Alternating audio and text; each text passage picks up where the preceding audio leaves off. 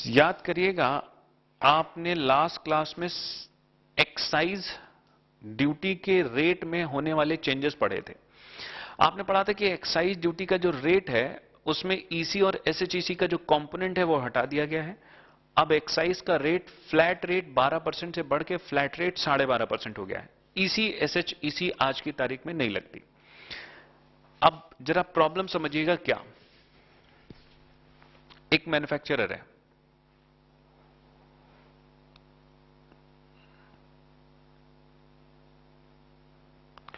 इसने input purchase किया,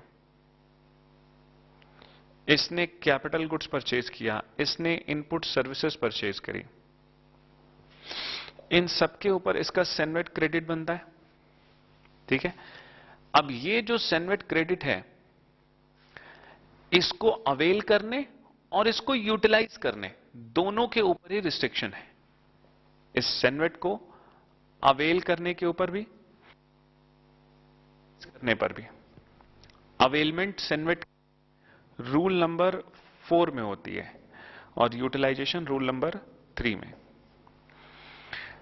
CENVAT credit को यूटिलाइज करने के जो रूल्स हैं ये हैं कि अगर किसी आइटम, जो भी इनपुट कैपिटल गुड या इनपुट सर्विसेज हैं, इनके ऊपर एजुकेशन, इनके ऊपर अगर जो ड्यूटी इंपोज हुई है वो एजुकेशन सेस की है, मतलब आपने गुड्स खरीदा और आप एजुकेशन सेस ऑन एक्साइजेबल गुड्स पे करके आए, या फिर आप एसएचईसी ऑन एक्साइजेबल गुड्स पे करके आए।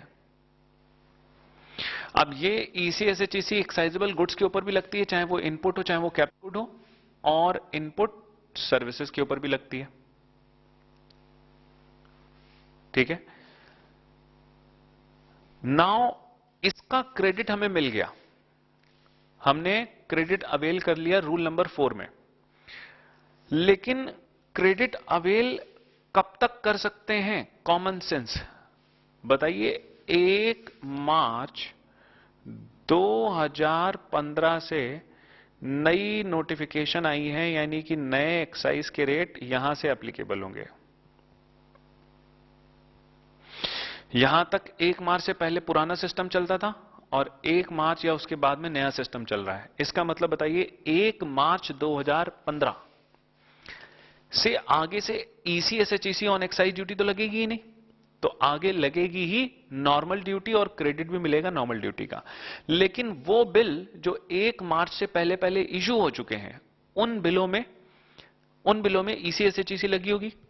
यानी कि वर्ष 2014-15 में हमने मार्च से पहले जो 11 महीने थे उसमें खूब सारी परचेजेस कर रखी होंगी और सब में ईसी एसएचईसी का क्रेडिट भी बुक कर रखा होगा।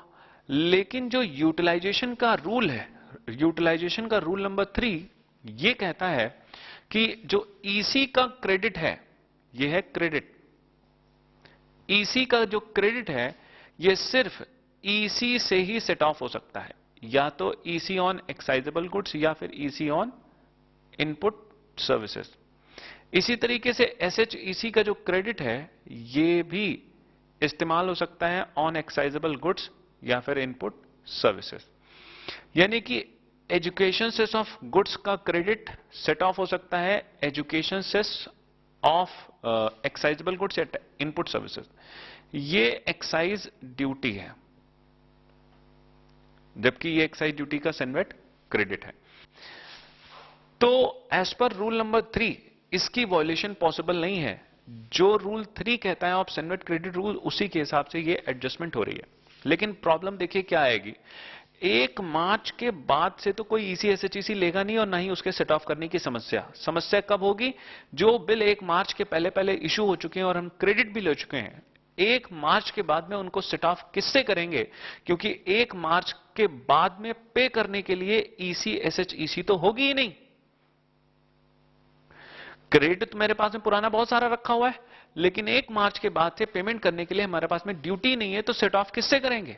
और ड्यूटी ना एक्साइजेबल गुड्स की है ना टैक्सेबल सर्विसेज की है, तो ड्यूटी ना होने की वजह से सेट ऑफ करने में समस्या आएगी। इसके लिए गवर्नमेंट ने ये जो सेट ऑफ है,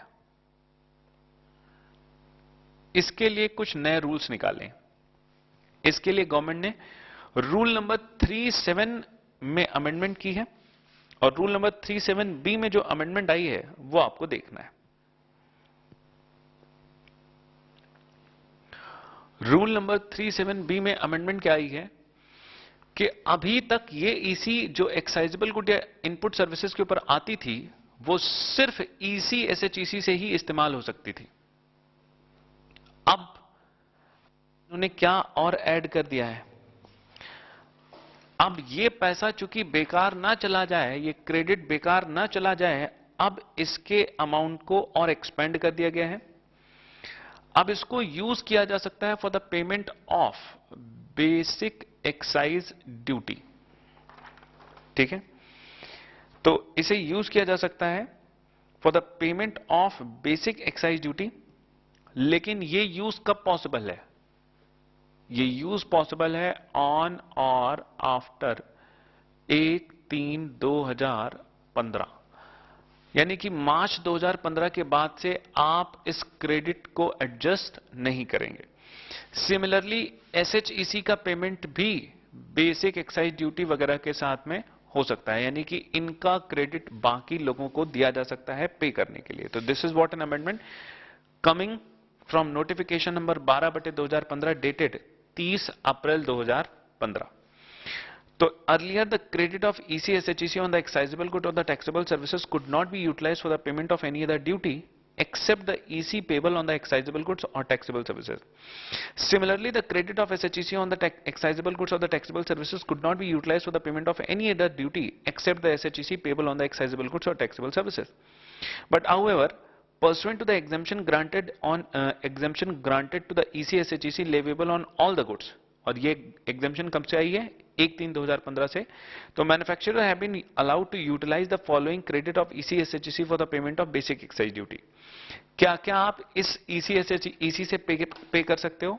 आप credit of EC/SHEC paid on the input capital good received in the factory of manufacture of the final product after first day of March 2015, यानी कि वो माल जो 1 मार्च 2015 के बाद से आप वो रॉ मटेरियल या इनपुट के ऊपर लगने वाली जो ड्यूटी है उसका क्रेडिट लेके उसको यूटिलाइज कर सकते हैं।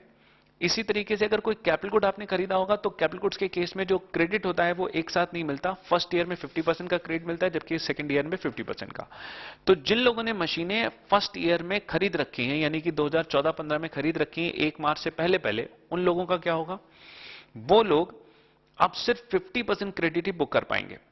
50% क्रेडिट बुक कर पाएंगे, और चूंकि जो उन्होंने बुक किया है 2014-15 में वो 50% ही है, तो वो उतना 50% उस क्रेडिट को बुक करके यूज कर सकते हैं। और इनपुट सर्विसेज में तो कोई दिक्कत है ही नहीं। इनपुट सर्विसेज का जो क्रेडिट है वो पहले भी एडजस्ट हो जाता था और अभी भी EC/SHEC यानी कि जो इनपुट सर्विसेज है इनके रिस्पेक्ट में EC/SHEC यहां पर भी एडजस्ट हो जाएगा। ठीक है, आगे देखिए।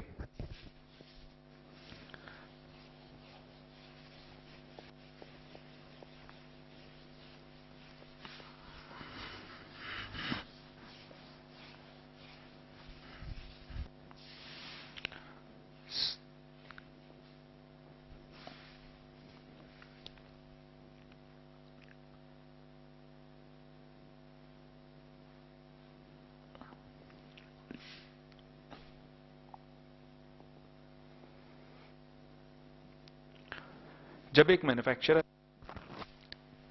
इनपुट परचेज करता है तो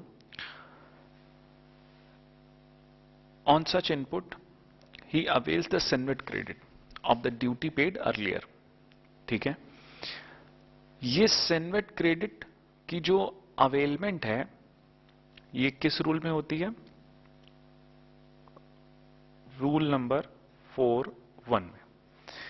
इनपुट के रिस्पेक्ट में अवेलमेंट होती है रूल नंबर 4(1) में। And what is the point of time at which this cenvat credit is availed of? As soon as the goods are received in the factory of manufacturer.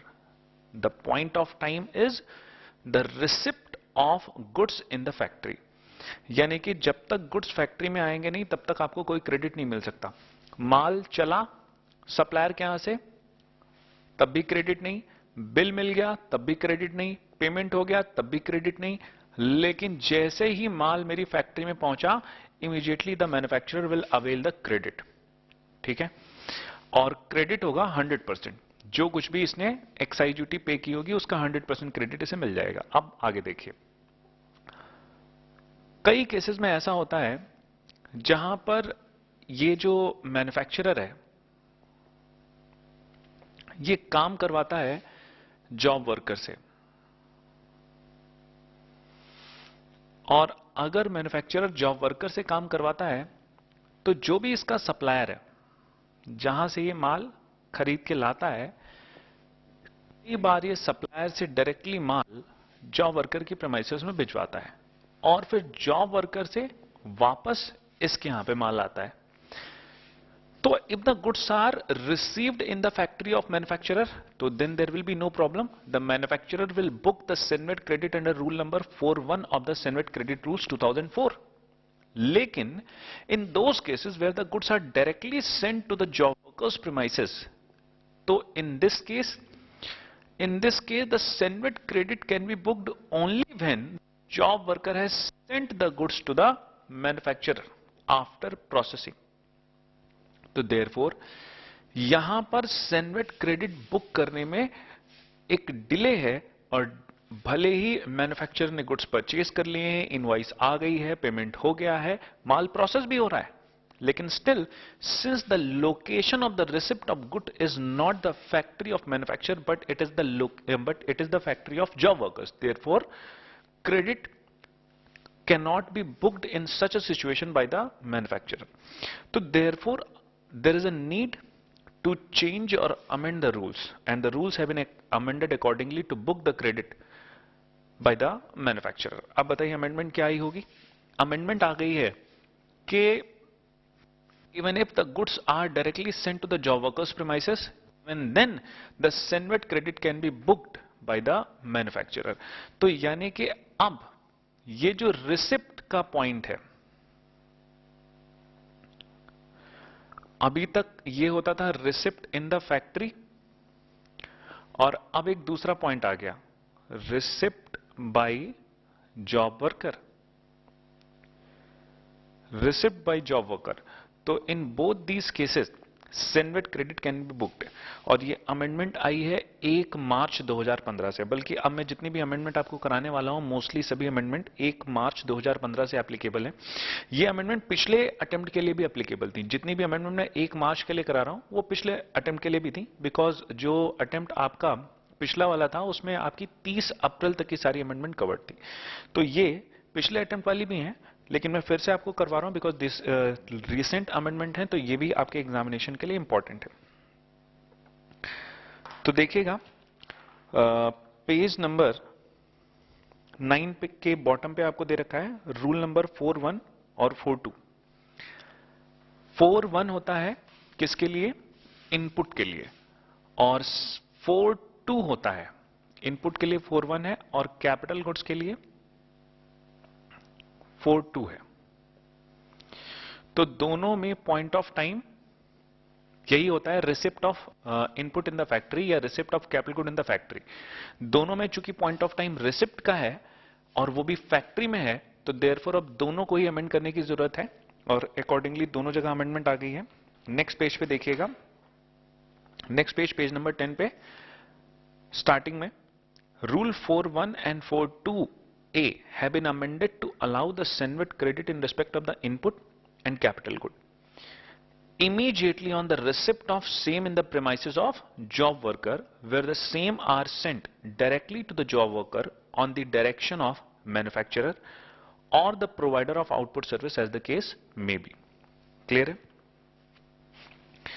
चलिए, ये changes जो आए हैं rule 41 और 42 में आए हैं। इसके बाद में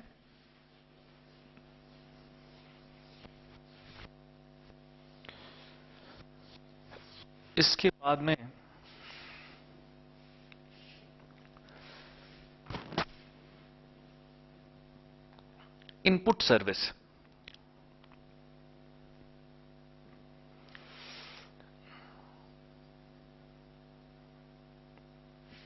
manufacturer receives the input services, और इनपुट सर्विसेज क्या होती हैं? It has already been defined under rule 2। और इनपुट सर्विसेज के रिस्पेक्ट में जो सेनवेट क्रेडिट बुक किया जाता है, सेनवेट क्रेडिट, ये बुक होता है अंडर रूल नंबर 47। नाउ 47 में जो सेनवेट क्रेडिट बुक होता है, 47 में भी और 41 में भी, 41 में इनपुट के लिए होता है,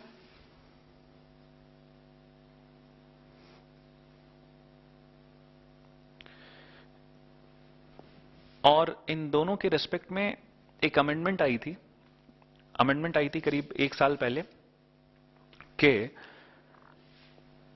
यहां पर जो टाइम लिमिट है with respect to the availment या बुकिंग ऑफ सेनवेट क्रेडिट, कोई भी टाइम लिमिट नहीं हुआ करती लॉ में। इसका मतलब लेट सपोज अगर मैंने कोई भी इनपुट परचेज कर रखे हैं, मेरे इनवॉइस के ऊपर डेट पड़ी हुई है ऑन 1/1/2015। अब लेट सपोज मैंने बिल आ गया मेरे पास में 1/1/2015 को, मैंने अमाउंट भी पे कर दिया या क्रेडिट पे था व्हाटएवर, और उसके बाद में गुड्स मेरी फैक्ट्री में पहुंच गए, यूज भी हो गए, बिक भी गए। लेकिन ये बात मुझे नहीं पता चल पाई, या जो अकाउंटेंट था उसकी जो नॉलेज थी उससे बात स्किप हो गई, या किसी तरीके से वो भूल गया, लेकिन ये बात ऑडिट के दौरान पकड़ी गई। ऑडिट के दौरान पकड़ी गई, से फॉर एग्जांपल आफ्टर 7 मंथ, और ये बात उसे जुलाई में पता चली,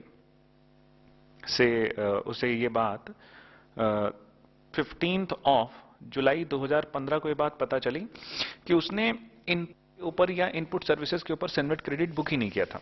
तो can he avail the CENVAT credit even after 6 month और 7 मंथ? ये तो कुछ भी नहीं है। कई एक केसेस में 10 साल बाद, 12 साल बाद सेनवेट क्रेडिट बुक किया गया, और इवन दोज केसेस ट्रिब्यूनल ने और सेस्टेट ने, और सेस्टेट के आगे हाई कोर्ट ने भी ये रूलिंग प्रोवाइड की, there is no time limit provided in the law कि सेनवेट क्रेडिट इस टाइम लिमिट के बाद में बुक नहीं किया जा सकता। And since there is no time limit, तो CENVAT credit can be booked at up to any point of time. तो ऐसे जो रूलिंग्स आई थी, जो जजमेंट्स आई थी, उनको ओवररूल करने के लिए गवर्नमेंट ने एक नोटिफिकेशन जारी किया था करीब 1 साल पहले, और जिसमें गवर्नमेंट ने कहा था कि अब सेनवेट क्रेडिट सिर्फ बुक हो सकता है for a period up to 6 month. और ये चेंजेस सिर्फ इनपुट और इनपुट सर्विसेज के लिए थे, ना कि कैपिटल गुड्स के लिए। यानी कि कैपिटल गुड्स के रेस्पेक्ट में हम सेनवेट क्रेडिट कभी भी बुक कर सकते थे, आज भी, लेकिन इनपुट सर्विसेज के रेस्पेक्ट में cenvat credit can be booked only up to a period of 6 month from the date of invoice. अब ध्यान से देखिए, ये जो पीरियड ऑफ 6 मंथ था, government has felt according to the responses received from the industry participant कि this period of 6 month is very short। कई बार ऐसा होता है कि ये चीजें भूल जाया करती हैं। ये बात इस वजह से यहां पर सामने आ गई because of audit. But sometimes let suppose अगर यही पीरियड आपका बिगिनिंग ऑफ द ईयर होता, जो अप्रैल का पीरियड होता या जो मई जून का पीरियड होता, तो उस केस में ऑडिट ईयर एंड तक नहीं हो पाती।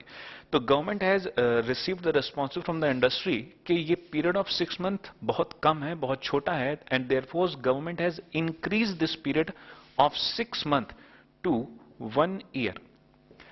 तो रिसेंट अमेंडमेंट आई है रूल नंबर 41 और 47 में, which is applicable from 1 March 2015, and as per this amendment the जो बुकिंग या अवेलमेंट ऑफ सेनवेट क्रेडिट है, now this can be done up to a period of 1 year from the date of invoice. अच्छा, जब आपने CENVAT credit rules जब हम लोग पढ़ते हैं, तो सेनवेट क्रेडिट रूल्स के अंदर कई जगह सेनवेट क्रेडिट के अवेलमेंट की बात कही गई है, और कई जगह ऐसा भी है कि कंडीशन ना पूरा होने पर सेनवेट क्रेडिट वापस ले लिया जाता है, और फिर से सेनवेट क्रेडिट दोबारा से बुक करने की भी अपॉर्चुनिटी, या दोबारा से सेनवेट क्रेडिट बुक करने की भी पॉसिबिलिटी, ऑप्शन होता है। जैसे कि अभी हम आगे देखेंगे भी रूल नंबर 45, जहां पर हम जॉब वर्कर्स को गुड्स भेजते हैं। इसी तरीके से रूल नंबर 35B, जहां पर गुड्स खराब हो जाते हैं और हम उसको सेट ऑफ कर देते हैं।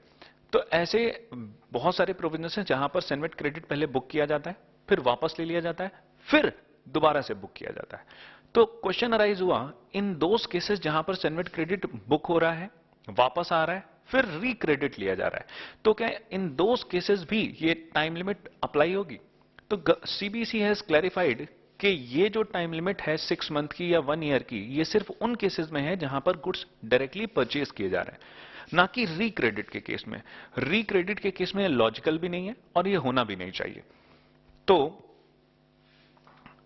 सीबीसी ने इस बात की क्लैरिफिकेशन भी जारी की थी 6 मंथ के केस में, और जो क्लैरिफिकेशन उन्होंने 6 मंथ वाले केस में जारी की थी वही क्लैरिफिकेशन उन्होंने 1 ईयर के केस में भी जारी कर रखी है।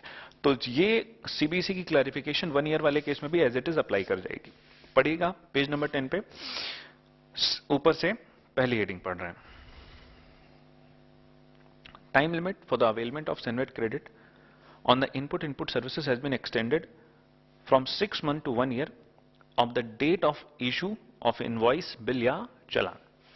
और सीबीसी की जो क्लैरिफिकेशन है कि it has been clarified by CBC that limitation of period of 6 months for availing the Senvet credit would not apply when the recredit is taken of the amount reversed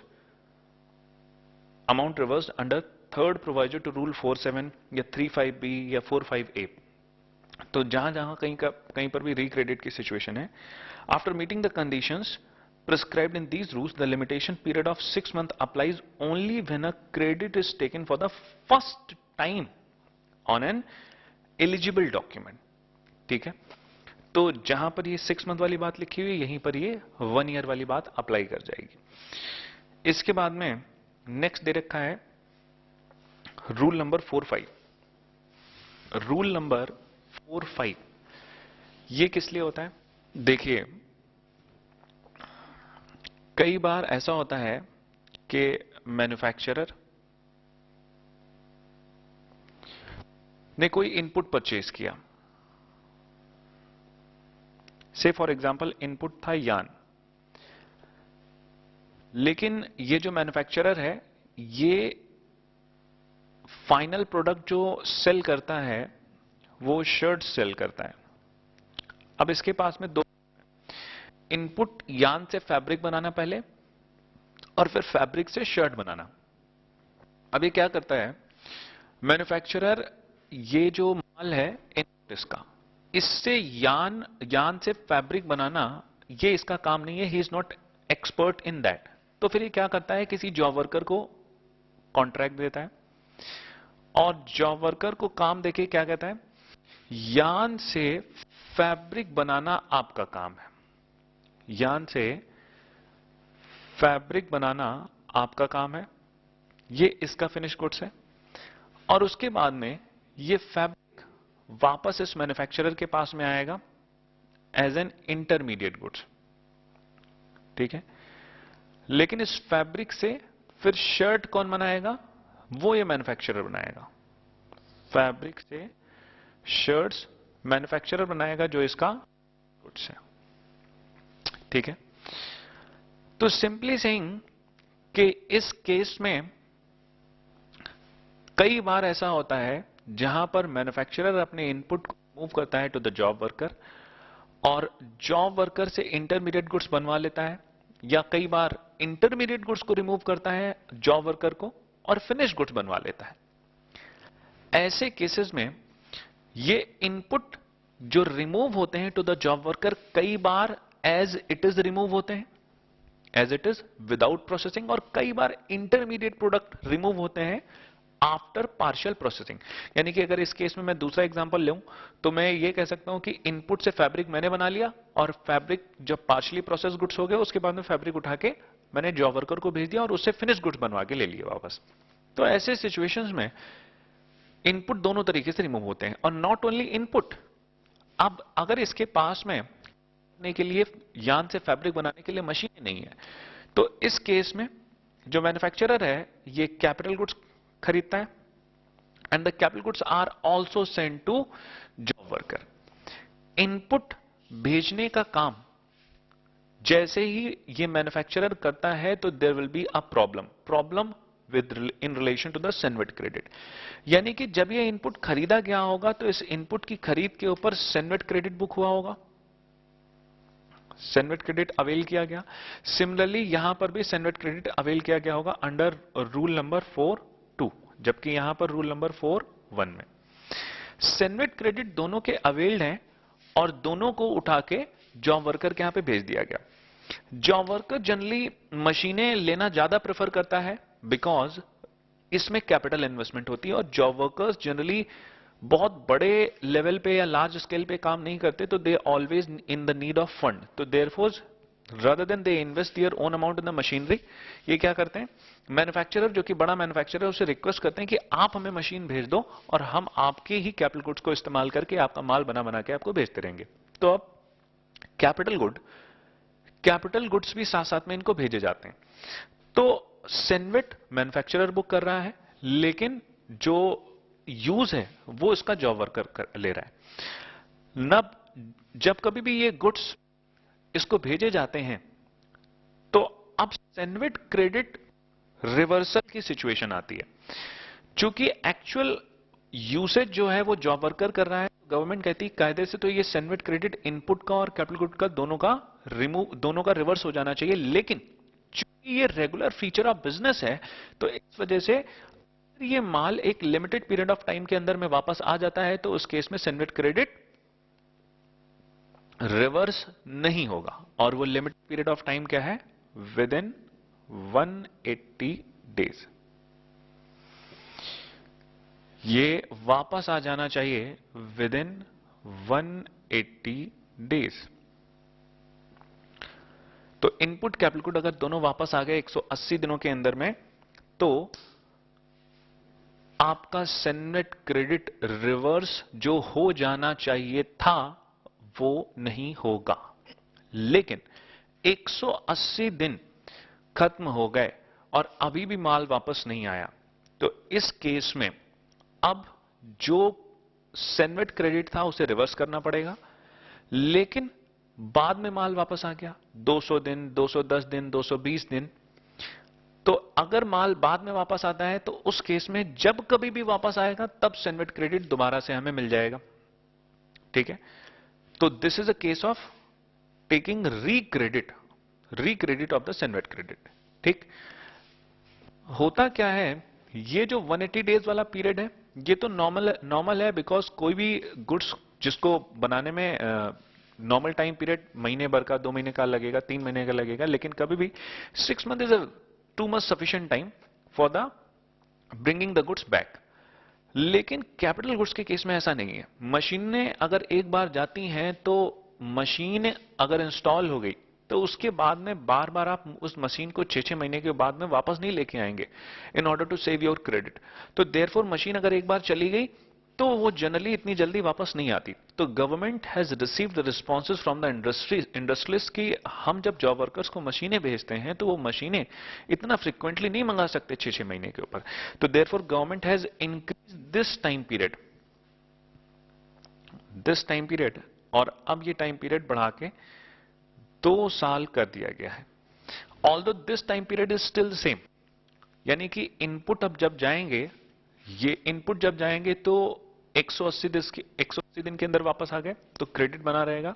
लेकिन मशीनें अगर 2 साल तक भी रखी रही तो भी क्रेडिट बना रहेगा, लेकिन 180 दिन के बाद में ये क्रेडिट रिवर्स हो जाएगा। सिमिलरली कैपिटल गुड्स के केस में 2 साल के बाद में क्रेडिट को रिवर्स करना पड़ेगा। ऑल्दो जब कभी भी ये 180 दिन के बाद या 2 साल के बाद में इनपुट या कैपिटल गुड वापस आएंगे तो again the manufacturer will be entitled to book the CENVAT credit. ये अमेंडमेंट आई है under rule number 4(5). Rule number 4(5) देखिएगा, पेज नंबर 10 पे ही दे रखा है आपको। Rule number 4(5)(a) has now been amended to provide as follow: the senet credit on the capital good will be allowed even if any capital good as such are sent to a job worker for further processing, testing, repairing, reconditioning for the manufacture of intermediate goods necessary for manufacture of final product, or any other purpose. So such credit will be allowed only if it is established from the record, challan or memos or any other document produced by the manufacturer or output service provider taking the credit that capital goods are received back by the manufacturer or output service provider as the case may be within 2 years of their being so sent. ठीक है, सबसे नीचे note में देखिएगा लिखा है period of 180 days is still same in case of removal of input to job worker. Clear है?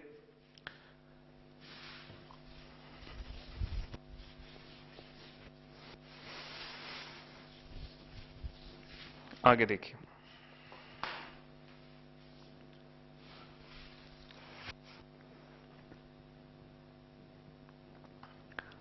Rule number 47 ये है CENVAT credit on input services के लिए. CENVAT credit on input services देखिएगा, CENVAT credit on input services कैसे मिलता है. इसके लिए रूल 47 का फर्स्ट पॉइंट कहता है कि सेनवेट क्रेडिट जो इनपुट सर्विसेज के ऊपर मिलेगा वो मिलेगा ऑन रिसिप्ट ऑफ बिल, या दूसरे शब्दों में कहें तो इनवॉइस. यानी कि जैसे ही सर्विस प्रोवाइडर सर्विस रिसीवर को, सर्विस रेसिपिएंट को इनवॉइस सेंड करता है तो ये इनवॉइस मिलते ही अपने यहां पर सेनवेट क्रेडिट को बुक कर सकता है. इसके बाद में as per second situation full reverse charge के केस में, फुल रिवर्स चार्ज के केस में क्या होता है, जहां पर service receiver is liable to pay the service tax. जैसे कि फॉरेनर के केस में अगर सर्विस रिसीवर फॉरेनर है तो, सॉरी, जहां पर सर्विस प्रोवाइडर फॉरेनर है और सर्विस रिसीवर इंडियन है, तो ऐसे केस में सर्विस रिसीवर जो इंडिया में है ये सर्विस टैक्स खुद से पे करता है. ठीक है, because the service has been received in India. ठीक है, service has been rendered in India, तो देयरफॉर सर्विस टैक्स तो लगेगा, लेकिन सर्विस टैक्स प्रोवाइडर से कलेक्ट कर नहीं सकते, तो देयरफॉर सर्विस रिसीवर को सर्विस टैक्स देना पड़ता है. अब सर्विस रिसीवर सर्विस टैक्स जब देगा फुल रिवर्स चार्ज के केस में, तो गवर्नमेंट कहती है ये किस पॉइंट ऑफ टाइम पे देगा फुल रिवर्स चार्ज के केस में, on payment of service tax.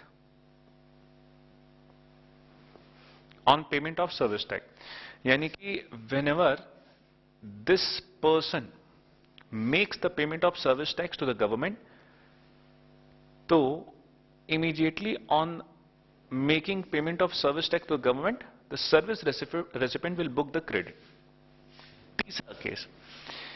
तीसरा केस है पार्शियल रिवर्स चार्ज का. पार्शियल रिवर्स चार्ज के केस में where the part of service tax is payable by the service provider and part of the service tax is payable by service receiver. इस case में rule 47 कहता है, इस case में rule 47 कहता है कि इस सर्विस रेसिपिएंट को सेनवेट क्रेडिट कैसे मिलेगा, on payment of value of service plus service tax to service provider.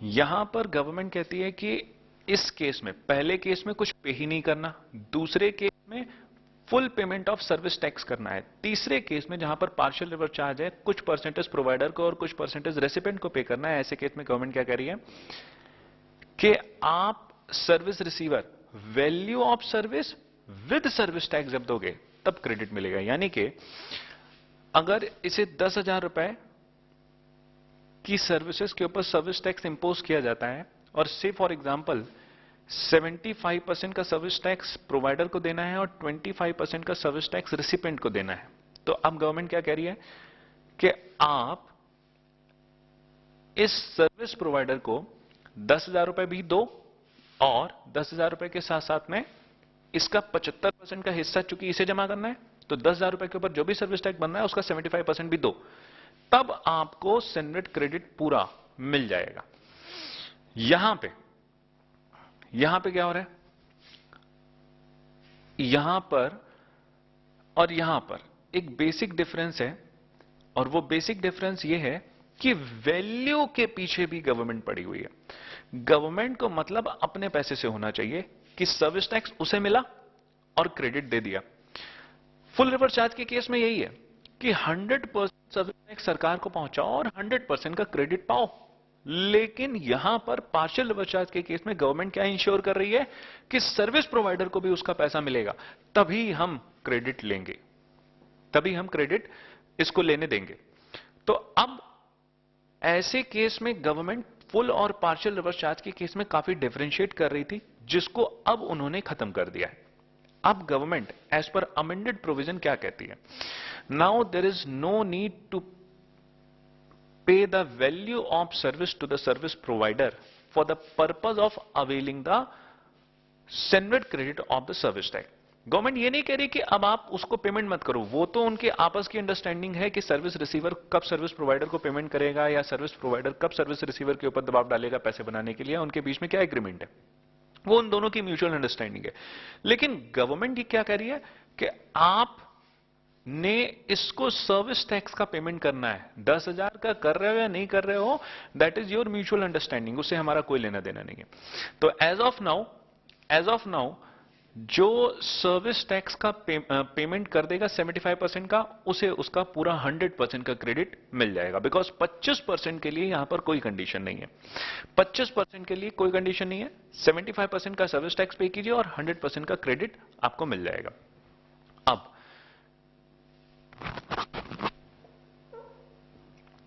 इसके बाद में रूल 47 में लिखा हुआ है, इस केस में चूंकि असेसी ने पेमेंट तो किया ही नहीं है, सर्विस रेसिपिएंट को बिना पेमेंट किए बिल के बेसिस पे ही सेनवेट क्रेडिट मिल गया। ठीक है, अब सर्विस प्रोवाइडर ने सर्विस रिसीवर को लेट सपोज 10,000 रुपए की सर्विसेज प्रोवाइड करी और सर्विस टैक्स का बिल रेज कर दिया। बिल रेज करने के बाद में सर्विस रिसीवर को जैसे ही इसकी इनवॉइस रिसीव हुई तो सर्विस रिसीवर में सीसीआर बुक कर लिया। अब सर्विस रिसीवर इसको पेमेंट ही नहीं कर रहा, 1 महीना हो गया, 2 महीना हो गया, 3 महीना हो गया, न 10,000 रुपए दिए ना सर्विस टैक्स दिया, लेकिन क्रेडिट इसको पूरा मिल गया। उसके बाद में अब गवर्नमेंट कहती है कि अगर ये पेमेंट 3 महीने के अंदर हो गया तो ठीक है, लेकिन अगर ये पेमेंट 3 महीने तक नहीं होता तो ऐसी सिचुएशन में नाउ दिस सेनवेट क्रेडिट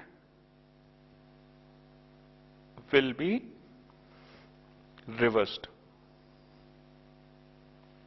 3 महीने तक अगर नहीं हुआ तो नाउ दिस सेनवेट क्रेडिट जो इसने बुक कर लिया था वो रिवर्स हो जाएगा। अब ये रिवर्सल किसके केस में होगा, ये रिवर्सल किसके केस में होगा, अब जरा ध्यान से समझिएगा।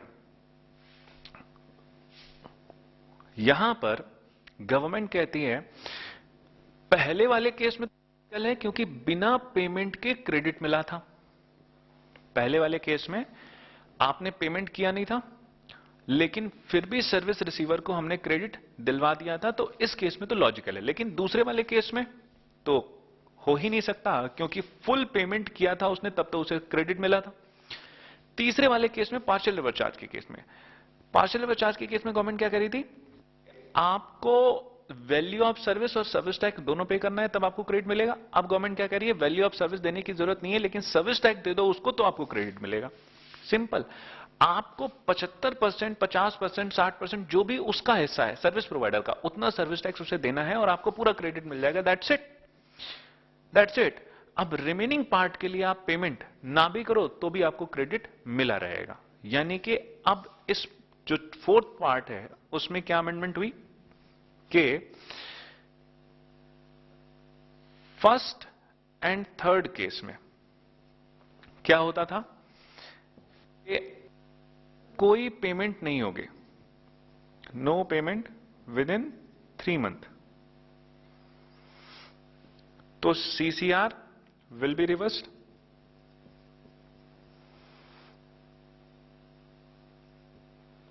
ठीक है, सीसीआर विल बी रिवर्स्ड। लेकिन अब चेंजेस क्या हो गए, इन्होंने कहा कि को हटाओ यहां से, थर्ड केस को हटाओ यहां से, क्योंकि अब फर्स्ट केस में ही अगर आपने पेमेंट कर दिया है, अगर आपने पेमेंट कर दिया 3 महीने के अंदर, तो क्रेडिट जो ले चुके थे वो मिला रहेगा। लेकिन अगर आपने 3 महीने में भी पेमेंट नहीं किया तो आपको अपना क्रेडिट रिवर्स करना पड़ेगा। नाउ इन थर्ड केस अब क्या होगा, आपने अपने हिस्से का सर्विस टैक्स इसको दे दिया, इसके हिस्से का सर्विस टैक्स इसको दे दिया, जो भी 50-60% 75% बनता था, बस छुट्टी। अब आपको पूरा क्रेडिट मिला रहेगा, 3 महीने के अंदर उसे पेमेंट करो या ना करो, doesn't make any difference.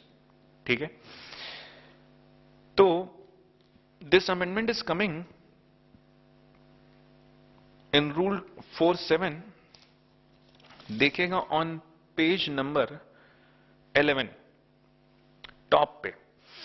The provisions for availing the credit of service tax paid under the partial reverse charge has now been aligned with the provisions applicable for the full reverse charge.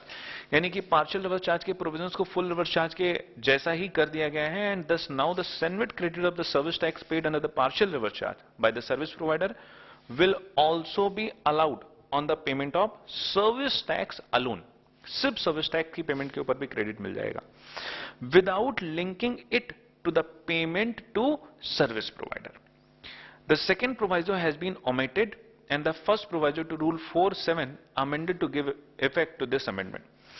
Earlier, the third proviso to rule 47 laid down that the SENVIT credit availed on the input service ought to be reversed, except in a case the service tax has been paid under the full reverse charge.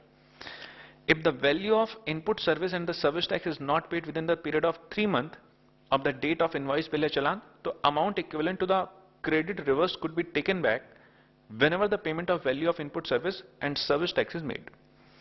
The provisions contained in the erstwhile third proviso have now been set out in the new second proviso. यानी कि third proviso को हटा दिया गया और एक नया second proviso बनाया गया. To sub rule 7 and cases where the service tax is paid under the reverse charge, चाहे फुल रिवर्स चार्ज हो चाहे पार्शियल रिवर्स चार्ज हो, दोनों को एक जैसा कर दिया गया, have been excluded in the newly inserted second proviso. ठीक है, रूल नंबर 47 में एक और अमेंडमेंट हुई है।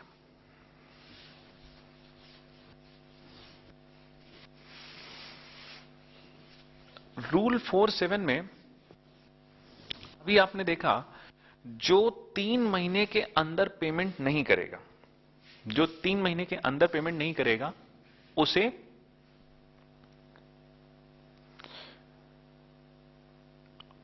जैसे मैं अभी एक एग्जांपल ले रहा था कि 10,000 रुपए की सर्विसेज प्रोवाइड करी और हमने बिल रेस कर दिया, बिल रेस करने के बाद में इनवॉइस इशू कर दी, इनवॉइस के बेसिस में सीसीआर बुक कर लिया, लेकिन सीसीआर बुक करने के बाद में भी इसको पेमेंट नहीं किया with in 3 month.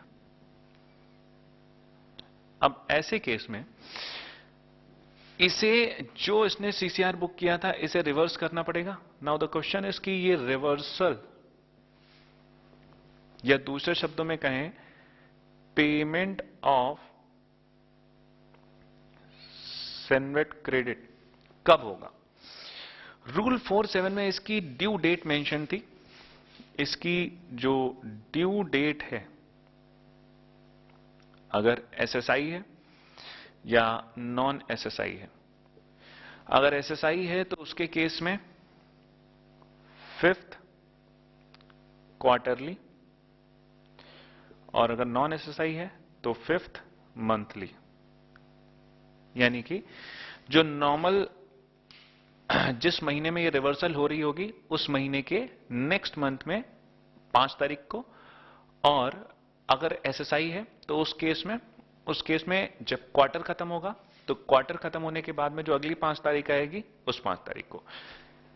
Rule number 4 के अंदर ही रिवर्सल और भी कई जगह है, और भी कई जगह पेमेंट की बात कही गई है, जैसे कि रूल नंबर 4.3 में कही गई है, रूल नंबर 4.5 में कही गई है, जो अभी आपने पढ़ा था जॉब वर्कर वाला, कि अगर 180 दिन के अंदर में पेमेंट नहीं आया, 180 दिन के अंदर माल वापस नहीं आया, या 2 साल के अंदर कैपिटल गुड वापस नहीं आए, तो उस केस में रिवर्सल हो जाएगी। तो रूल 47 के अंदर और भी सब रूल हैं, जहां पर पेमेंट ऑफ सैनवेट क्रेडिट की बात कही गई है या जहां पर रिवर्सल ऑफ सैनवेट क्रेडिट की बात कही गई है, यहां पर तो हमें ड्यू डेट बता दी गई, लेकिन उस सब रूल में जैसे 4-5 के अंदर हमें कोई ड्यू डेट नहीं बताई गई कि यहां पर हमें सैनवेट क्रेडिट का पेमेंट कब करना है या रिवर्सल कब तक करनी है। तो ऐसे केस में जो पेमेंट की ड्यू डेट थी, वो पेमेंट की ड्यू डेट उसके लिए ली जाती थी एक्साइज में जो पेमेंट की डेट होती थी।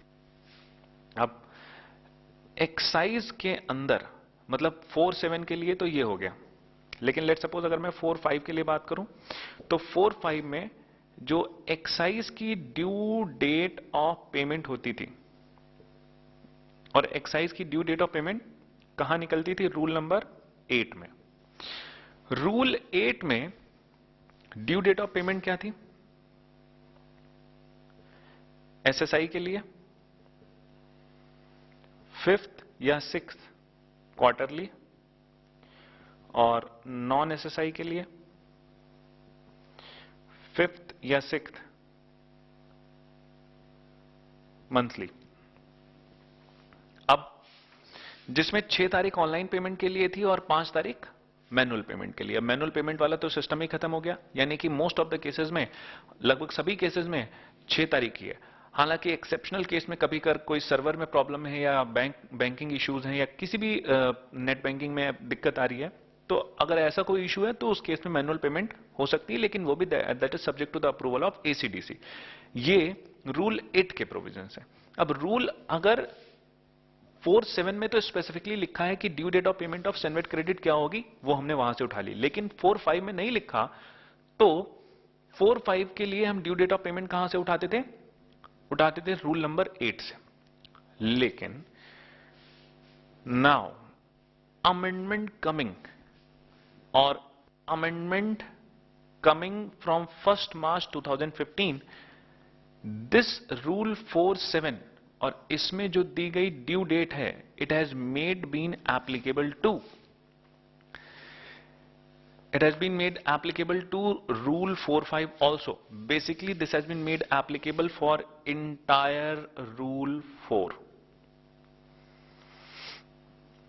यानी कि ड्यू डेट के सामने ये सब रूल हटा लिया गया है, और इसको हटाने से क्या होगा? अब now this is not only applicable to sub rule 7, but this is entirely applicable to rule 4। तो रूल 4 के अंदर जहां कहीं पर भी रीक्रेडिट की बात आ रही थी, और जहां कहीं पर भी रिवर्सल या फिर पेमेंट ऑफ सैनवेट क्रेडिट की बात आ रही थी, पेमेंट ऑफ अमाउंट की बात आ रही थी, वहां पर ड्यू डेट सेम हो जाएगी। यानी कि अब हमें एक्साइज में जाने की आवश्यकता नहीं। पहली बात। दूसरी बात, ड्यू डेट तो बताई गई रूल 4-7 में, एक और बात रूल 4-7 में बताई गई। 4-7 में कहा गया कि अगर payment of cenvat credit delay हो रहा है या फिर पेमेंट ही नहीं हो रहा है, तो इस केस में इसकी रिकवरी की जाएगी। और recovery rule 14 of cenvat credit rules कहता है कि अगर कहीं पर भी अमाउंट की पेमेंट में गड़बड़ी है या सैनवेट क्रेडिट की पेमेंट में डिले हो रहा है या पेमेंट ही नहीं हो रही है, तो ऐसे सभी केसेस में इस अमाउंट की रिकवरी की जाएगी अंडर रूल नंबर 14। अमाउंट की जो रिकवरी अंडर रूल 14 होती है, that is similar to section 11A of excise. This is similar to section 11A, 11AA और 11AC ऑफ एक्साइज। तो डिमांड रेज होती है, डिमांड के साथ में इंटरेस्ट लगता है और इंटरेस्ट के साथ में पेनल्टी लगती है। Now these provisions of rule 14 was only applicable to the rule 4-7। This was only applicable to rule 4-7, not rule 4-5। Again यहां से भी सब रूल 7 का रेफरेंस हटा लिया गया है। सब रूल 7 का रेफरेंस हटते ही this rule of recovery under the rule 14 has been made applicable to the entire rule number 4। इसका मतलब जहां कहीं पर भी रूल 4 में अगर रिकवरी की बात हो रही है या जहां कहीं पर भी रूल 4 में पेमेंट ऑफ सैनवेट क्रेडिट की बात हो रही है, वहां पर रिकवरी अंडर रूल 14 ही होगी। तो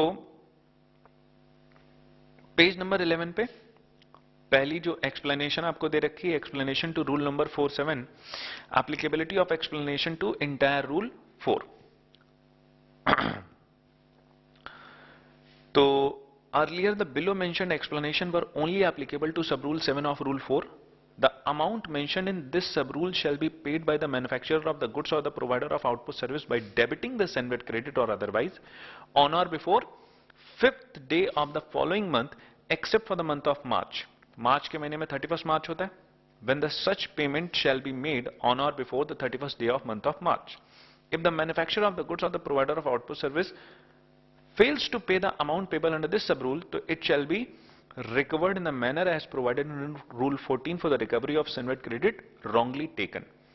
However, now the above mentioned explanation have been made applicable to entire Rule 4 by substituting the word sub rule appearing in the word rule. Sub rule को rule से substitute कर दिया गया. इसके बाद में अमेंडमेंट रूल 47 की आगे देखिए. सेनवेट क्रेडिट रूल का रूल नंबर 5 है रिफंड ऑफ सेनवेट क्रेडिट के केस में. Rule number 5 is refund of CENVAT credit.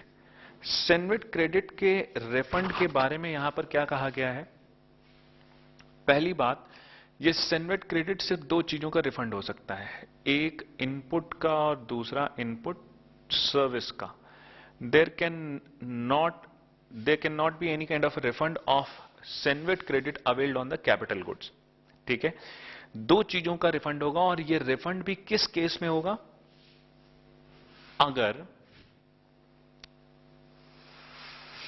if goods are exported under rule number 19 of Central Excise Rules 2002.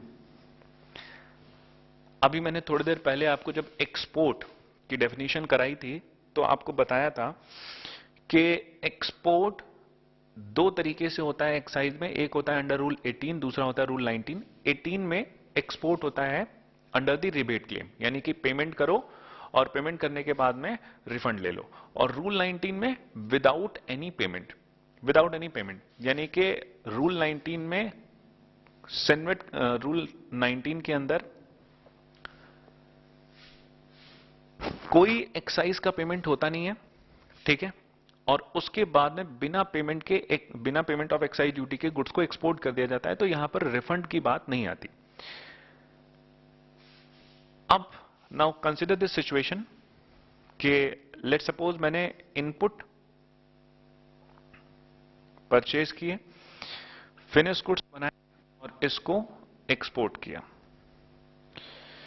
ये एक्सपोर्ट रूल 18 के अंदर भी हो सकता है और रूल 19 के अंदर भी हो सकता है. यहां पर हम रूल 19 की बात कर रहे हैं. But in order to export these goods due ना है, तो not only the finish good but the input should also be duty free. लेकिन रूल 19 के अंदर में दोनों ऑप्शन है. ये ड्यूटी पेड भी हो सकते हैं और ये ड्यूटी फ्री भी हो सकते हैं. अगर ये भी ड्यूटी फ्री, ये भी ड्यूटी फ्री, तो नो रिफंड, क्योंकि आपने कभी कुछ पे ही नहीं किया, तो रिफंड किस बात का. लेकिन प्रॉब्लम कहां पर है? प्रॉब्लम है अगर आप इनपुट ड्यूटी पेड था, ठीक है, but finish goods duty free था, तो इस ड्यूटी पेड इनपुट के ऊपर हम सेनवेट क्रेडिट बुक कर लेते हैं.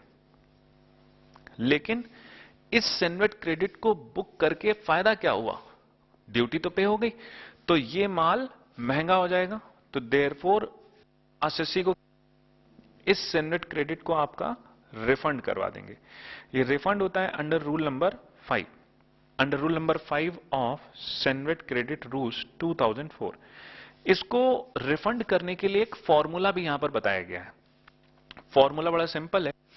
फॉर्मूला है कि net CENVAT credit into export turnover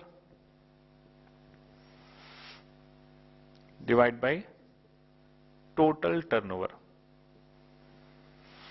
इन दोनों टर्म्स को डिफाइन किया गया है। दोनों क्या रहता है, तीनों टर्म्स को डिफाइन किया गया है। नेट सेनवेट क्रेडिट क्या है, नेट सेनवेट क्रेडिट के अलावा एक्सपोर्ट में क्या क्या आएगा और टोटल टर्नओवर में क्या क्या आएगा। गवर्नमेंट ने यहां पर एक्सपोर्ट टर्नओवर के अंदर एक्सपोर्ट ऑफ गुड्स और एक्सपोर्ट ऑफ सर्विसेज दोनों को अकाउंट फॉर किया है। गुड्स की गुड्स जो एक्सपोर्ट किए जाएंगे उसका टर्नओवर और साथ में सर्विसेज का टर्नओवर यहीं पे ऐड हो जाएगा। नेट सेनवेट क्रेडिट के अंदर, नेट सेनवेट क्रेडिट के अंदर जो सेनवेट क्रेडिट हम लोग बुक करते हैं ऑफ इनपुट और इनपुट सर्विस, सिर्फ ये आता है। कैपिटल गुड्स का कोई भी सेनवेट क्रेडिट नहीं आता, यानी कि refund can be claimed only with respect to the credit availed of input and input services. Although इसमें से रूल 35A में जो इनपुट रिमूव एज सच हो जाते हैं उनका सेनवेट क्रेडिट माइनस कर देते हैं। तो माइनस करने के बाद में जो नेट सेनवेट क्रेडिट बचता है उसका इस प्रोपोर्शन में सेनवेट क्रेडिट का रिफंड लिया जा सकता है। यानी कि टोटल सेनवेट क्रेडिट के अंदर जितना सेनवेट क्रेडिट मेरा with reference to the export है, सिर्फ उसका क्रेडिट मुझे वापस मिल जाता है। लेकिन जो बाकी लोकल डोमेस्टिक क्लियरेंसेज हैं या डोमेस्टिक सर्विसेज हैं उनके रिस्पेक्ट में हमें क्रेडिट वापस नहीं मिलता। लेकिन ये करेक्ट कैलकुलेशन के लिए जो टर्मिनोलॉजी डिफाइन की गई है उसके एक्सपोर्ट टर्नओवर के अंदर एक्सपोर्ट गुड्स भी वर्ड आता है और एक्सपोर्ट सर्विस भी। लेकिन एक्सपोर्ट गुड्स क्या होते हैं इसको डिफाइन नहीं किया गया। यानी कि एक्सपोर्ट टर्नओवर क्या है ये तो पता है, लेकिन एक्सपोर्ट टर्नओवर के अंदर एक्सपोर्ट गुड्स है। नाउ एक्सपोर्ट गुड्स क्या है ये नहीं पता, यानी कि it has not been defined under rule 5। Now the definition of export goods have been inserted in rule number 5 and which have been provided over here. देखिएगा, rule 5 provides for the refund of senvet credit when a manufacturer clears the export goods without payment of duty or a service provider export and output service without payment of service tax or without payment of duty or service tax। rule 19 में ही हो सकता है। Now refund is computed as per the formula prescribed in the rule and is subject to the certain procedure, safeguard, condition and the limitation specified by board. Though the term export service has been defined in the rule to mean a service which is provided as per rule number 6A of the service tax rule. Service, export service क्या है पता है? Export goods was not defined in the rule और ये क्या बताया गया? Export goods has now been inserted in the rule to mean any goods, ध्यान से पढ़िएगा, any goods which are to be taken out of India to a place outside India, which are to be taken out of India to a place outside India. तो clause 1A has been inserted in the explanation 1 to rule 5 to give effect to this amendment.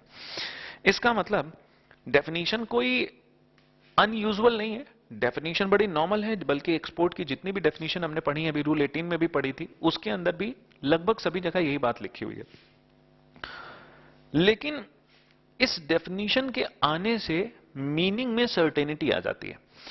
Meaning में certainty किस तरीके की आ जाती है? कई बार लोग goods clear to 100% EOU, इसको भी एक्सपोर्ट में काउंट कर लेते थे। लेकिन अब ईओयू की क्लियरेंसेस चूंकि डोमेस्टिक क्लियरेंसेस है, भाई अगर हमने ईओयू को माल बेचा तो ईओयू तो इंडिया में है, एक्सपोर्ट ओरिएंटेड अंडरटेकिंग चूंकि इंडिया में, ऑल्दो वो भले आगे एक्सपोर्ट करने वाली है, लेकिन फिर भी ईओयू को जो माल बेच रहा है वो यहां पर अकाउंट फॉर नहीं किया जाएगा। तो मीनिंग में सर्टेनिटी आ गई। एक्सपोर्ट सिर्फ वही है जो इंडिया के बाहर जाएगा, जो इंडिया की टेरिटरी के बाहर जाएगा वो एक्सपोर्ट है, तो सिर्फ उसका टर्नओवर ऊपर आएगा। But what the people were doing के वो एक्सपोर्ट के अंदर 100% ईओयू की क्लियरेंसेस को भी अकाउंट फॉर करके ज्यादा रिफंड लेने की कोशिश करते थे, which is not possible now. ठीक है, इसके बाद में रूल 6 की अमेंडमेंट देखिए।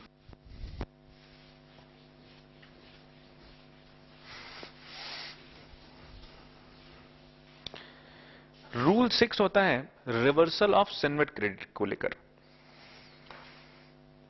रिवर्सल ऑफ सेनवेट क्रेडिट देखिएगा, अगर एक मैन्युफैक्चरर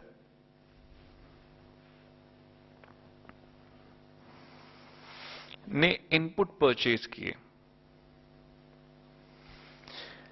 इनपुट से इसने फिनिश गुड्स बनाए, फिनिश गुड्स ए और फिनिश गुड्स बी। इसने जो फिनिश गुड्स बनाए इसमें ये तो ड्यूटेबल है लेकिन ये एग्जेम्प्ट है, या दूसरे शब्दों में कहें तो ये नॉन ड्यूटेबल है।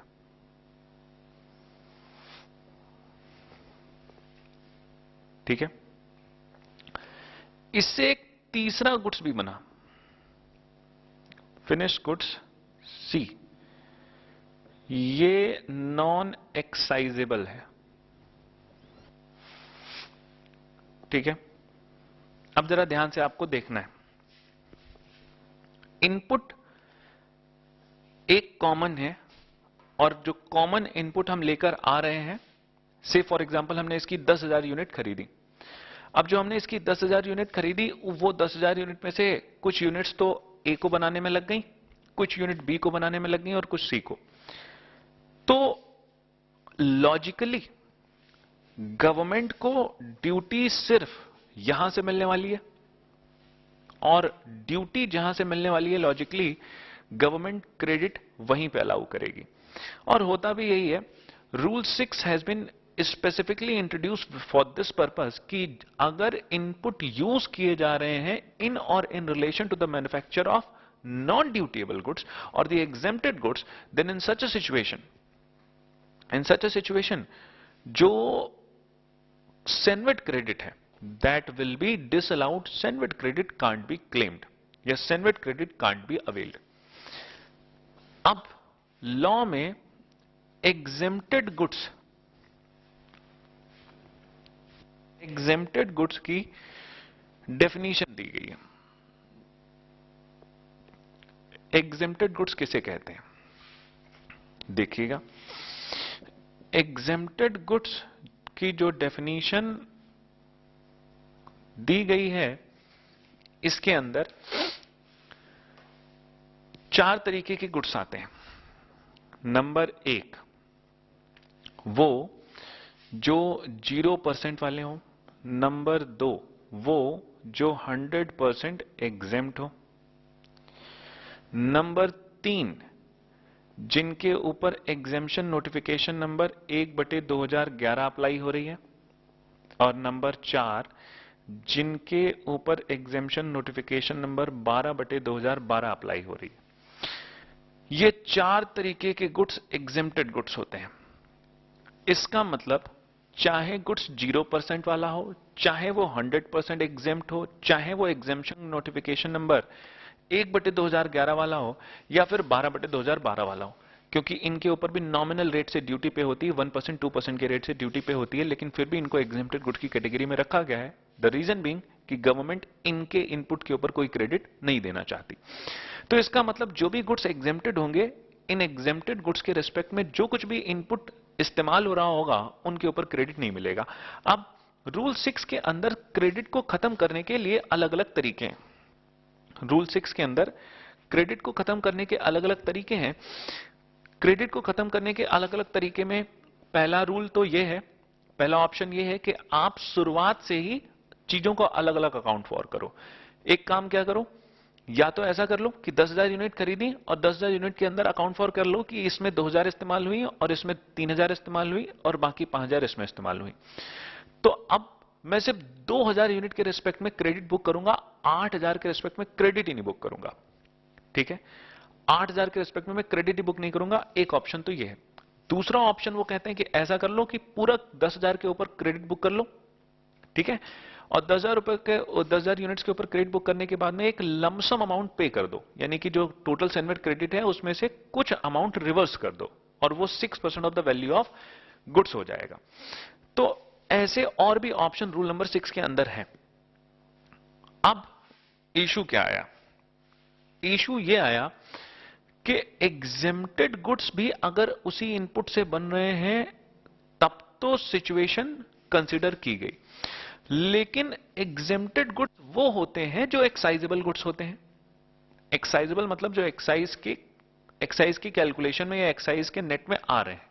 बट नॉन एक्साइजेबल गुड्स वो हैं जो एक्साइज के अंदर ही नहीं आ रहे।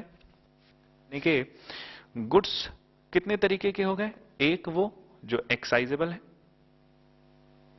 और दूसरे जो नॉन एक्साइजेबल है। जो गुड्स नॉन एक्साइजेबल हैं इनके ऊपर कोई एक्साइज ड्यूटी नहीं पे हो रही, लेकिन जो एक्साइजेबल हैं they are further categorize as dutiable और non dutiable. Non dutiable they are further categorized, either they will be 0% or they will be 100% exempt, या फिर 1/2011 वाले होंगे या फिर 12/2012 वाले होंगे। जिनके ऊपर ड्यूटी लग रही है 10%, 12%, 18% जो भी लग रही है वो तो ड्यूटेबल हो गए। नॉन ड्यूटेबल ये हैं जो कि एग्जेम्प्टेड है, लेकिन एक और कैटेगरी भी नॉन ड्यूटेबल है जो कि नॉन एक्साइजेबल है। Earlier this category was excluded at all, यानी कि गवर्नमेंट कह रही है कि जब सेम इनपुट से आप ये वाले गुड्स बना रहे हो, ये वाले गुड्स बना रहे हो, तो फॉर्मूले में हम इन दोनों को तो कंसिडर कर रहे हैं और इसके लिए गए क्रेडिट को बाहर कर दे रहे हैं, लेकिन ये भी बाहर होना चाहिए जो कि फॉर्मूले में नहीं था। Now this non-excisable goods has also been accounted for the purpose of reversal of Senvet credit. For the purpose of reversal of Senvet credit. जरा देखिएगा पेज नंबर 11 पे बॉटम पे आपको दे रखा है explanation 1 and 2 to rule number 61 of Senvet credit rules, और ये अमेंडमेंट आई है विद इफेक्ट फ्रॉम 1 मार्च 2015। इसमें आप सीधे पॉइंट नंबर डी से पढ़िएगा। पॉइंट नंबर डी में दे रखा है it has now been clarified vide the explanation number 1 after sub rule 1 of rule 6 that for the purpose of this rule, यानी कि रूल 6 के लिए, सिर्फ रूल 6 के लिए, एग्जेम्प्टेड गुड्स और final product as defined in rule 2D और 2H। Exempted goods की जो डेफिनेशन है ये दी गई है रूल नंबर 2D में, जबकि रूल 2H में फाइनल प्रोडक्ट की डेफिनेशन दी गई है। Final product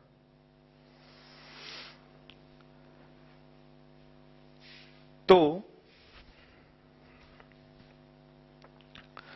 for the purpose of this rule, exempted goods or final product as defined in sub rule 2D 2H will include the non excisable goods, यानी कि exempted goods की definition में अब एक नई बात आ गई। नई बात क्या आ गई? Non excisable goods, non excisable goods. लेकिन ध्यान से, ये नॉन एक्साइजेबल गुड्स जो 5वां पॉइंट ऐड हुआ है ये इसमें ऐड नहीं हुआ है, डेफिनेशन नहीं चेंज हुई है। सिर्फ रूल 6 की कैलकुलेशन के लिए यहां पर एग्जेम्प्टेड गुड्स के अंदर एक नया पॉइंट आ जाएगा, नॉन एक्साइजेबल गुड। लेकिन पूरे सेन्वेट क्रेडिट रूल्स के लिए अभी जो रूल 2D अप्लाई हो रहा है उसमें 4 ही पॉइंट है, यानी कि जहां कहीं दूसरे रूल्स या किसी भी सब रूल के अंदर हम एग्जेम्प्टेड गुड्स जहां पढ़ रहे होंगे वहां पर यही 4 चीजें होंगी, लेकिन जब रूल 6 पढ़ रहे होंगे तो 4 के बजाय 5 चीजें हो जाए। तो it will include non excisable good. और सेम सिचुएशन फाइनल गुड्स, जो फाइनल प्रोडक्ट्स हैं या जो फिनिश प्रोडक्ट्स हैं, उस फिनिश प्रोडक्ट के अंदर भी सिर्फ और सिर्फ वही गुड्स आया करते थे जो एक्साइजेबल थे। जो एक्साइजेबल थे इसका मतलब ये सारे गुड्स आपके फाइनल प्रोडक्ट हुआ करते थे।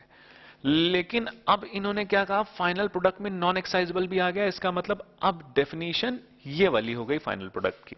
अब इसमें हर तरीके के गुड्स फाइनल प्रोडक्ट है, ठीक है, लेकिन only for the purpose of calculation of rule 6। तो रूल 6 के अंदर इन्होंने बताया, तो it will include the non excisable goods cleared for a consideration from the factory. अब जब फॉर्मूला कैलकुलेट होगा, जब फॉर्मूले में कैलकुलेशन होगी तो कैलकुलेशन के समय एक दिक्कत आएगी। दिक्कत क्या आएगी जरा देखिएगा, जब रिवर्सल होता है तो रिवर्सल के समय गवर्नमेंट कहती है कि आपको वैल्यू उठानी है, बिकॉज हमें तो फिगर्स के साथ में कैलकुलेशन करनी होगी ना। वैल्यू कैसे निकलती है? जितने भी गुड्स एक्साइजेबल हैं, अब वो चाहे ड्यूटेबल हैं या नॉन ड्यूटेबल हैं, सभी एक्साइजेबल गुड्स की वैल्यूएशन हमारे एक्साइज में दे रखी है सेक्शन 4(4)(a)(3)(2) में। सेक्शन 4 में ट्रांजैक्शन वैल्यू है, 4(a) में अबेटेड एमआरपी है, और 3(2) के अंदर आपका tariff value notified by the central government ले ली जाती है। लेकिन वहां पर जो वैल्यू अडॉप्ट की जा रही है, that is only for the purpose only of excisable goods, not non excisable good. अब दिक्कत यह आई कि जब हम फिगर्स को लेके कैलकुलेशन करेंगे तो नॉन एक्साइजेबल वाले गुड्स की वैल्यू कैसे निकालेंगे? नॉन एक्साइजेबल वाले गुड्स की वैल्यू तो बताई ही नहीं गई वैल्यूएशन सिस्टम में, पूरे वैल्यूएशन के चैप्टर में नहीं बताई गई, और क्योंकि कभी उसकी जरूरत ही नहीं पड़ी। लेकिन अब उसकी जरूरत पड़ रही है, क्यों? For the purpose of reversal of CENVAT credit, क्योंकि हमें प्रोपोर्शनेट सेनवेट क्रेडिट रिवर्स करना होगा। No, for this purpose explanation 2 has been inserted. Next page पे देखिएगा, पेज नंबर 12 के ऊपर पॉइंट नंबर ई में दे रखा है, it has been further clarified vide the explanation number 2, क्या? That the value of non excisable good for the purpose of this rule will be the invoice value. अब ये एक नया डिस्प्यूट पैदा हो रहा है और कुछ नहीं, बिकॉज गवर्नमेंट ने नॉन एक्साइजेबल गुड्स का कंसेप्ट इंट्रोड्यूस किया, अब उसके आगे क्या जोड़ दिया? Invoice value. अब इनवॉइस वैल्यू क्या होती है ये तो बताया नहीं। अब आप देखिएगा आगे आने वाले कुछ समय में इसके ऊपर केस होना शुरू हो जाएंगे कि इनवॉइस वैल्यू क्या होती है। इनवॉइस वैल्यू किसे कहेंगे? इनवॉइस की total value before taxes, after taxes, इसके अंदर ये आएगा, ये नहीं आएगा, और इसके अंदर भी अभी कैलकुलेशंस और जो डिस्प्यूट्स हैं वो लिटिगेशंस आना शुरू हो जाएंगी।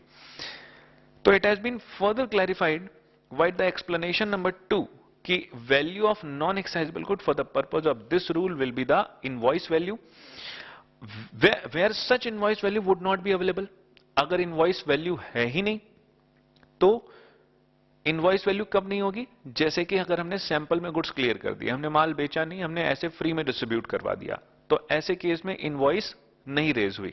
अगर इनवॉइस रेज ही नहीं हुई तो ऐसी सिचुएशन में भाई माल तो प्रोड्यूस हुआ, हमें तो मतलब प्रोडक्शन से है, और इनवॉइस नहीं रेज हुई, तो ऐसे केस में वैल्यू कैसे निकालेंगे? तो इन्होंने कहा कि ऐसे केस में the value will be determined by using reasonable means consistent with the principles of valuation contained in the excise act and the rules made thereunder. यानी कि यहां पर वैल्यू उसी तरीके से निकालेंगे जैसे कि हम एक्साइजेबल गुड्स की वैल्यू निकालते थे सेंट्रल एक्साइज वैल्यूएशन रूल्स के हिसाब से, सेंट्रल एक्साइज एक्ट 1944 के हिसाब से। तो वही रूल्स अडॉप्ट किए जाएंगे और कंसिस्टेंटली वही रूल्स यहां पर फॉलो करके उस नॉन एक्साइजेबल गुड्स की भी वैल्यू निकाली जाएगी।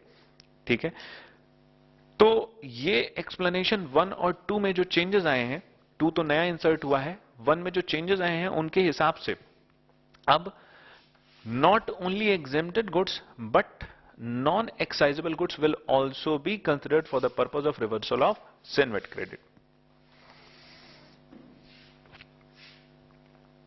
ठीक है,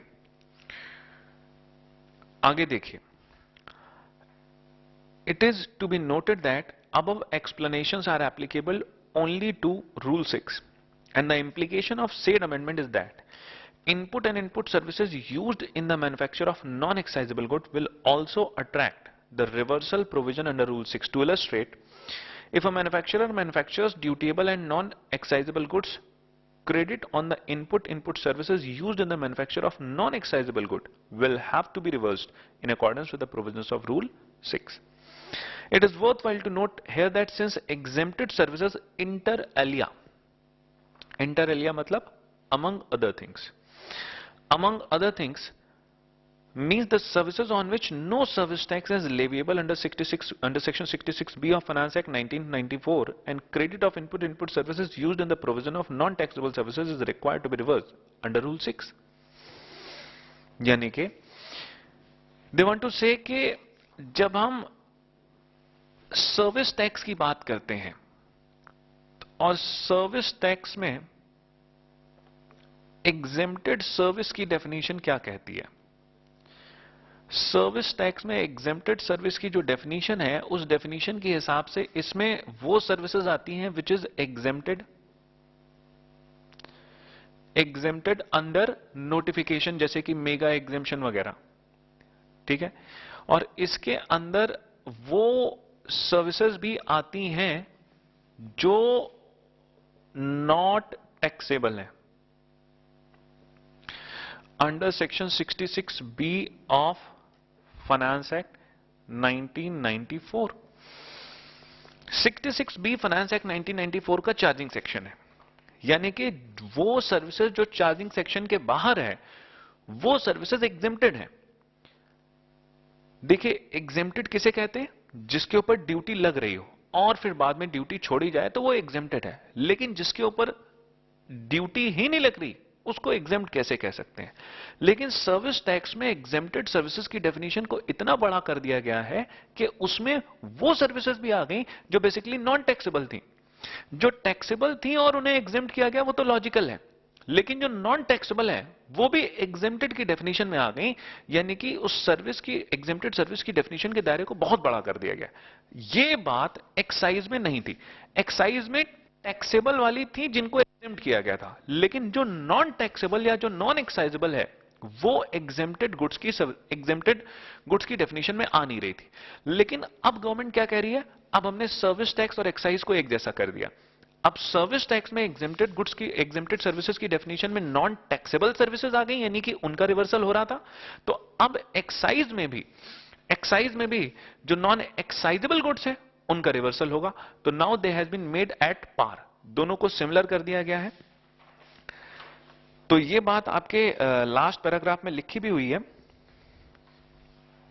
लास्ट पैराग्राफ में देखिएगा पॉइंट नंबर आई में कि thus now after amendment in rule number 6 there remains no difference with regard to the reversal of credit by a manufacturer vis-a-vis in relation to service provider. In other words, the provisions for the reversal of credit on the exempted goods and exempted service have now been aligned. दोनों provisions align कर दिए गए। मैंने last class में आपको registered importer की कुछ amendments करवाई थी। रजिस्टर्ड इंपोर्टर की जो अमेंडमेंट सेंट्रल एक्साइज रूल्स में हुई थी वो तो आपने करी ही थी। रजिस्टर्ड इंपोर्टर के रिस्पेक्ट में कुछ और चेंजेस जो सेनवेट में हुए थे वो मैंने आपको नहीं कराए थे, जो अब मैं आपको करा रहा हूं। सेनवेट में रूल नंबर 9 होता है रिकॉर्ड्स एंड रिटर्न्स के लिए, यानी कि सेनवेट में कौन कौन से रिकॉर्ड्स प्रिपेयर किए जाएंगे, कौन कौन से रजिस्टर प्रिपेयर किए जाएंगे, कब कब इनकी रिटर्न फाइल की जाएगी, ये सारी बातें सेनवेट में मेंशन है। और rule 9 is applicable to first stage dealer और second stage dealer because they have been registered under the CENVAT. लेकिन रजिस्टर्ड इंपोर्टर ये रिसेंटली ऐड हुआ है इस लिस्ट में, लेकिन ये सेनवेट में रजिस्टर्ड तो करवाया गया था, लेकिन इसको रिकॉर्ड्स एंड रिटर्न्स के प्रोविजंस में ये ऐड नहीं था। अब इसे अमेंडमेंट करके रिकॉर्ड्स एंड रिटर्न्स के प्रोविजंस में भी ऐड कर दिया गया है। तो अब जो रजिस्टर्ड इंपोर्टर होगा, ये रजिस्टर्ड इंपोर्टर भी रूल 9 के अंदर रिकॉर्ड प्रिपेयर करेगा एफएसडी एसएसडी की तरह, और रूल 9 के अंदर ये रिटर्न भी फाइल करेगा। रूल 9 के बाद में rule 12AA,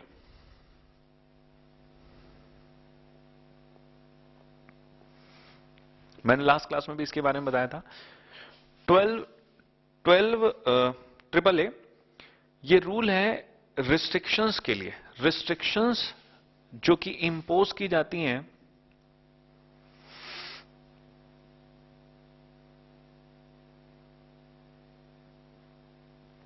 restrictions imposed on non-payment। अगर कोई एक्साइज में या सेनवेट के अमाउंट को पे नहीं करता या एक्साइज में सेंट्रल एक्साइज ड्यूटी को पे नहीं करता, तो on such a person the restrictions are imposed, और जो उसको फैसिलिटीज दी जाती हैं एक्साइज में, मंथली पेमेंट, क्वार्टरली पेमेंट की, वो सब छीन ली जाती हैं। ये रिस्ट्रिक्शंस जो रूल 12AA में सेनवेट के अंदर इंपोज की जाती हैं, ये रिस्ट्रिक्शन अभी तक रजिस्टर्ड इंपोर्टर के ऊपर इंपोज नहीं की जाती थी। ये रिस्ट्रिक्शन थी किसके लिए? वेयर हाउस कीपर के लिए, ये थी मैन्युफैक्चरर के लिए, जॉब वर्कर के लिए, but these restrictions were not applicable to the registered importer, although they were also applicable on the FSD SSD, but they were not applicable on the registered importer. But now the provisions have been extended to the registered importer also, so now the restrictions shall also be applicable on the registered importer as well.